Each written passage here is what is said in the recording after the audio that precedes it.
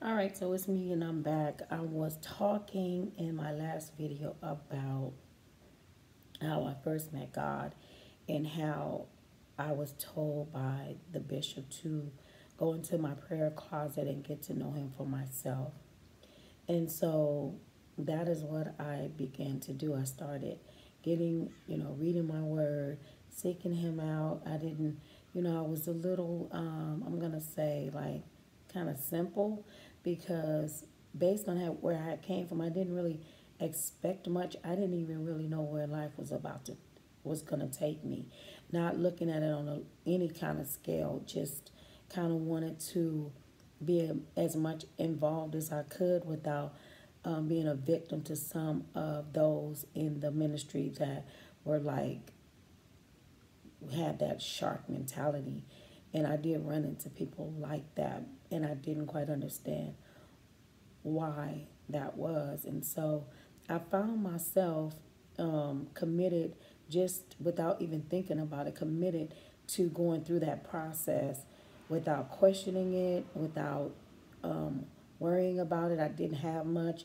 I was on low income. I had my kids with me, and I was just, I don't know, it was just me and them and my sister who had already been involved in the church, that was kind of helping me understand some things because she was pretty much going through the same process, like, but she was like still at the same time on her own personal journey.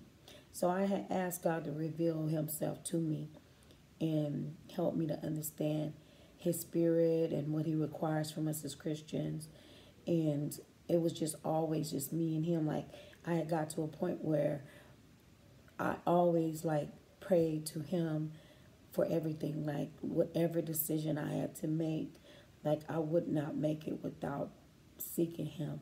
At the time, my baby brother, who was like in the life, like he wasn't, saved. I don't even know if he even actually believed in God, but his lifestyle was pretty fast and it was really, a dangerous lifestyle. And so he had been known for being very selfish, and he would walk around with bags of money, and like, no matter how much we struggled, it was like we could not get anything from him. Like, he just didn't have it in his heart. He was living his life, and that was the bottom line. And so he had came to a moment in his life where he was like caught up in something, and like he had came to us, and he had a car that he was about, that he had got, that had got taken from him.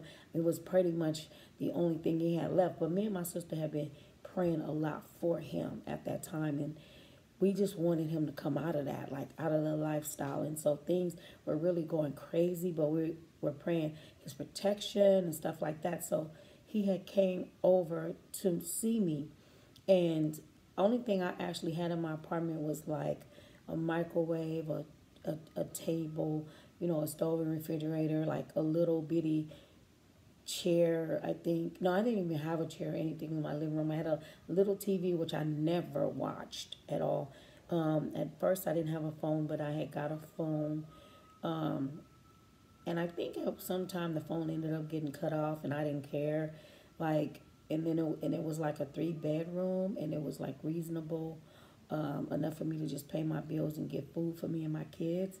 And so that's what I did. And like, there was a mattress that I had that was on the floor. Like, I remember that, and I remember my kids having a bed, like a bunk bed, and then another bed in another room and everything. And so I had was just content like with that. I didn't, I kept it clean and stuff like that. I didn't have a bunch of clothes and stuff like that.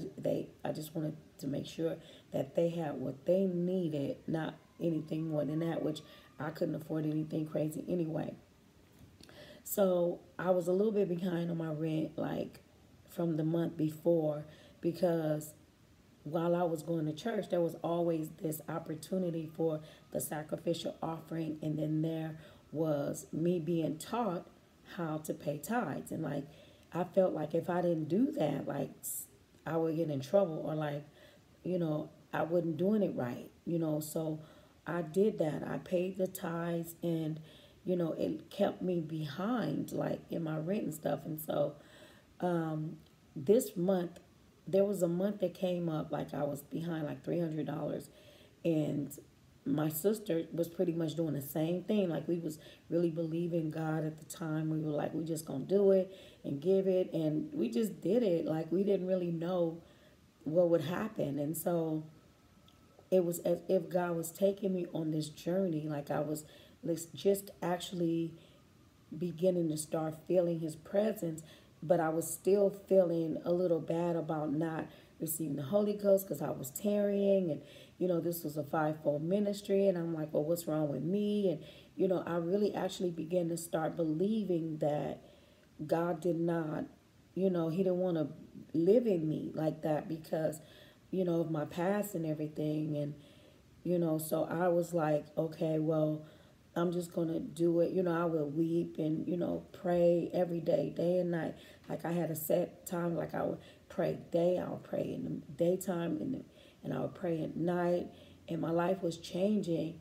And then God had showed me myself, because this lady who was like homeless, well, she wasn't really homeless. She was on drugs and stuff. And we knew because she kind of hung around the building. But she came to my door and she asked me for some food, saying that she didn't have any food. And I was like, didn't want to.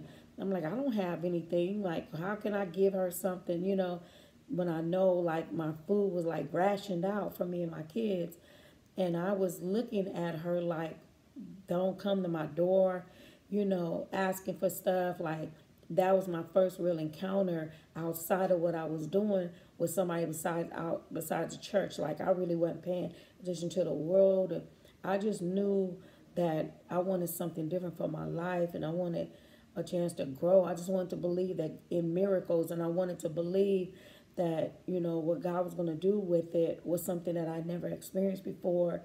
But at the same time, I could see that my heart was still kind of like, I didn't want to be around people. I didn't want to be exposed to people, and I didn't want nobody knocking on my door.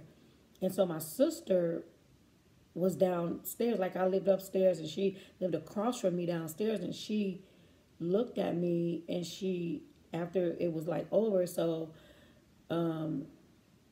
she came to me and she said, that sometimes God will test us.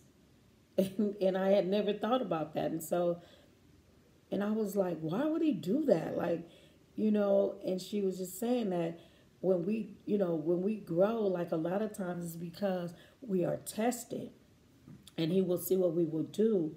And so I called the lady back, like, she was outside and stuff. I called her back, and so I grabbed a chicken out of my freezer. I grabbed a bag of potatoes, or like a bunch of potatoes, and I gave it to her. And she said, I don't have no way to cook it. And I was looking at her like, wow, what do you, want me to do? And so I thought about what my sister said, and there was two microwaves in my house. Somebody had gave me one. So the old one that still worked was sitting in the corner. So I said, do you know how to cook in a microwave? And she was like, yeah. And I said, well, here, take the microwave. So I gave her the microwave. And so that was that. And so I began to, pray and stuff. And I felt sad because I was like, wow, about how I never thought that God would actually test me like that. And so we would go to church, and we would pile people up in my little car to go to church. Like, it was so many of us, like, piling in this little car going to church and stuff. And we were like, when a revival was there, we was every night we'd be there. Then they had started praise dancing classes, and we began to start praise dancing, and it was just powerful. And I remember looking at the leader thinking, dang, I wish I could dance like her, not really realizing that the anointing was on me to dance. Like, and it was like we all danced with that because it was just so powerful. And every now and then, at the time, the first lady of the church was so mean, and she would say stuff to us and act a certain way, and I'm sitting y'all down, and it was just crazy. And so, but the pastor, the bishop would always say, no, they're dancing and stuff like that. So after that, then like I'm like going back to, like, the rent wasn't paid in my brother. So My brother shows up at my door. This was like after the lady. So by this time, I'm like, I'm deep in prayer. I'm like totally hearing things from God. I'm not really sure what I'm hearing because I'm still learning who He is. And I'm like, I'm thinking like in my early 30s, around there. And so, and I'm like, trying to figure out exactly how God functions with His people, how He, because I'm looking and I'm reading the Word, and most of what I'm reading, once I got past John and read all the characteristics of Christ, I went back to Old Testament and begin to start reading that, and then I would go to Revelation, and it was he would deal with me in Daniel. And I remember at the time reading Chronicles, and I was like, this is ridiculous. Like, why is this important? Couldn't understand the lineage and what was important and why, I'm like, this really ain't, doesn't apply, all the Old Testament stuff, except for the beginning and then Noah's Ark and then Moses, those stories and stuff like that. And so my brother comes to my door and he says to me, I need to borrow some money from you. And I'm thinking to myself, this boy wouldn't even buy me a hamburger when I was hungry. And he had like about $100,000. Like, I knew that he was stacking like that and rolling in a two-seater Mercedes. He had like one of them Rolex watches, during that time.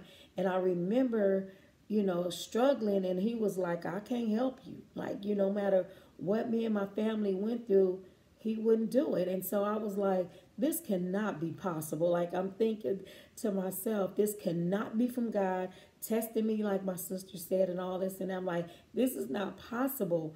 And it was really bothering me so much that I literally had to close my door and go in my room and just weep. And I was like, God, I know, I really don't even have the money for my rent. A little short from this month, plus I owed them people last month. I don't even know what to do. And this man is at my door asking me for money to help him get his car out of the impound. And I just didn't know what to do. So it was like the Spirit told me, give it to him. And I was like, okay, God, I don't know if that's you. Maybe it's me thinking that I would feel guilty if I don't, and this and that.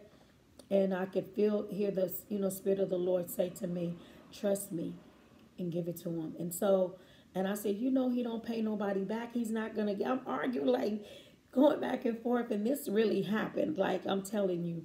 And so, I said, okay. I went to him and I said, he said, I'm going to give it back to you. I said, nah, that's not going to happen. And so he told me how much it cost. And I was like, I don't even have that much money like to do that. And he was like, can you borrow a couple of $100 from your pastor? And I was like, you cannot be serious. Because I had never asked the church for anything. Like, I never asked them. I was doing giving and tithing and doing that. And so I could hear the Spirit of the Lord again say to me, trust me. So I went to my bishop with my brother in my car and asked him for 200, I think it was $200 or $250. And he was like, what do you need it for? And I told him, and he said, okay. So he gave it to me, and I said, Bishop, if he does not pay me back, I'm taking it up on myself to pay you back myself. You will get your money back. So he was like, okay. And so, and he was looking at me like, I hope you know what you're doing. And so, he didn't question it or nothing. He just gave it to me. And so I go to the DMV and all this and that. So it turns out he needed that money from me, the money from my bishop, and he needed me to write another $125 check of my own to get the rest of my money, because there was this towing fee and the DMV had to release it, and it was a lot. It was so much, I couldn't believe it. And I was like, wow, okay. So I just did it. I did it, and after that, I kind of felt messed up because I was like, this is crazy. Like, what God would do that, have me do that, knowing this boy and knowing. I said, but you know what? I'm just gonna go ahead and trust. So me and my sister, we got together that evening, and we went to the mall, and this was the Riverside Tyler Mall. And so we went to the Tyler Mall, and I wanted to get some perfume. I'm like, I might as well buy me some. I ain't got no money anyway, because I didn't buy me stuff and all that. So I tried to write a check for some perfume, and it was like the Spirit of the Lord said, I didn't tell you to spend no money. So I'm like, wow. The next thing I knew, this woman comes walking up to me and my sister saying, oh my God, I need some help. I just missed my last bus. I live in Sun City. I don't even know at the time where Sun City was. And she said the bus stops running down there at a certain time and I missed my bus and I'm trying to get help. So I looked at my sister and I got this real eerie feeling in my stomach. But I'm like, wow. I said, what do you think? And she was like, I don't know. We didn't really know this woman. It was dark and the mall was just about to close. So this was like maybe about 9 o'clock. And she said that it was maybe about, I forget how far she said it was from Riverside. So that, I think the 15 freeway, if I'm not mistaken. So I told her, she said I think she said I got $6 or something like that. And I remember I took her and we were talking to her about the Lord, and it was still kind of creepy because we didn't know this lady, but we were talking about the Lord to this lady, and she was going to give me the money, and I said, just give me $3. And she said, what? I said, just give me $3. That'll get me home. That's all I need. And so I put the three. She said, people don't do stuff like this. And we told her where the church was and gave her our number and stuff and said we'd love to have her to come to the church or whatever. We never saw her again, but we just went home. And so I went home. The minute I got home, I thought about what had happened with my brother, and I thought about what had happened with the lady, and I thought about the position that I was in financially. And I wasn't mad at God or nothing. I just had a feeling that even though I felt like I was in a position that I could completely trust that he was going to bring me out of it some kind of way. And so I said to myself, I'm going to go to the office because time was running out before they put an extra fee on my rent and stuff. And I knew I didn't have enough, so I said I was going to go to the office the next morning and let them know what had happened. And so when I woke up that next morning, which was very early that morning, I will never forget it. I got up and I was praying and reading my Bible, and I could hear a knock on my door. So I'm like, well, who's knocking on the door this early in the morning? And I wasn't sitting there feeling sorry for myself. I wasn't regretful for anything that God had me do. It was as if that whole day, this is all happened in the same day, was a journey, And I go to my door and I see my landlord standing at my door. And I looked at her and she had something in her hand. And she handed it to me and she said, Merry Christmas. Mind you, this was November. And I said, Christmas? She said, yeah, Merry Christmas. Your rent is paid. And when she gave me the receipt, when I tell you, I said, I just took the paper, but I didn't look at it. And I said, my rent is paid. And she said, yeah, your rent is paid. And I said, well, what about the money that I owe you from last month? She said, that's paid too. And I was like, what? How? And she said, the landlord is going through some stuff with her husband in regard to the property.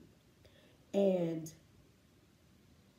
because of that, she wanted to make sure that you were okay. And then I called my sister and she said she did the same thing to me. And we could not believe it. It was the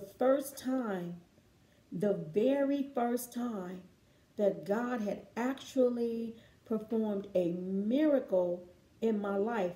They didn't even know I didn't have the rent yet. They didn't even know. And then the thought of my bishop came to mind, but I wasn't worried about it. But the next thing I knew, my brother shows up. just in time. Now, it wasn't the same day, but it wasn't that far along after that that he showed up and paid me all of my money back. And not just that, but he ended up coming to the church. And me and my sister was just floored. Like this was happening. And I tell you when I tell you that I knew that moment that God was realer than I thought he was. Like actually, I didn't really know word by word, but I was studying the word of God to the best of my ability, line up on line, precept upon precept. And I wanted everything that he had for me. So what I had begun to start doing was trying him and seeing.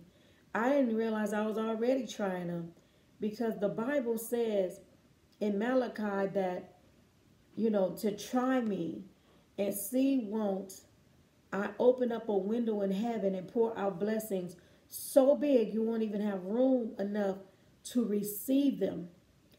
And that was just the beginning of the journey of me not staying totally committed the way that season in my life was and falling away at a time after that, but still yet knowing that from the moment that I understood who he actually is, that I would never lose that.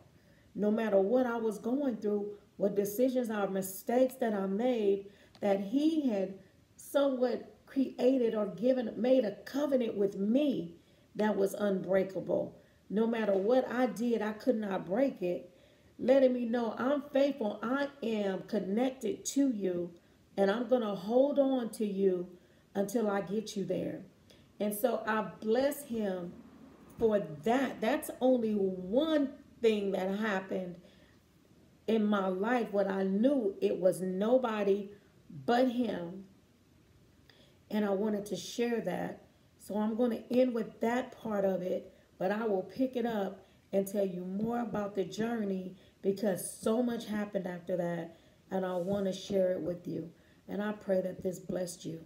And I pray much that God is continuing to bless you on this wonderful day.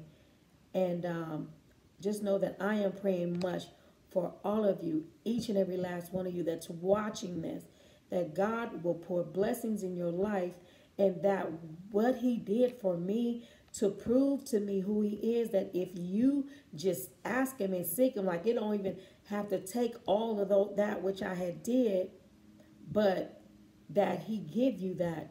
And I want to point out that part of the moral of this is that when I was looking at man, what it did was help me to understand, instead of running from the church, it helped me to understand that I had to have God, because man was going to cause me to go back to the vomit that I just came from if I trusted them. Because I realized that there was no self-control and a lot of people that was trying to teach me how to have self-control. And so I asked God to do it, and he did it. Be blessed. I will see you soon.